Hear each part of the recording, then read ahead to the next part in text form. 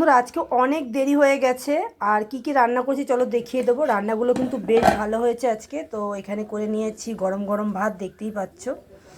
এত সুন্দর দুটো জিনিস আজকে রান্নাগুলো সত্যি যেটা দেখবে সেটাই বলবে সত্যি ভালো হয়েছে।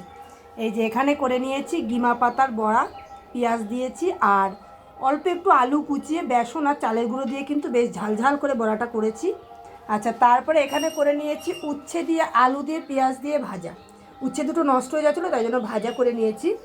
আর এখানে দেখো শশা কেটে নিয়েছি, কটা আঙুর ছিল সেটাও সাথে নিয়ে নিয়েছি। আর এখানে রয়েছে তেল পটল, এই যে বেশ তেল তেল করে পটলটা রান্না করেছি, সর্ষে বাটা দিয়েছি আর টমেটো বাটা দিয়েছি। আর আজকের স্পেশাল মেনু এই যে জোড়া কুসুমের ডিম। প্রত্যেকটা ডিমে কিন্তু দুটো করে কুসুম আছে। আমি যখন খাবো তোমাদের কিন্তু দেখিয়ে দেবো দুটো করে কুসুম আছে কিনা। তো আজকের মেনুগুলো কেমন লাগলো অবশ্যই জানিও, আর ডিমটা আমার কেমন রান্না হয়েছে সেটা কিন্তু জানাতে একদমই কিন্তু ভুলবে না।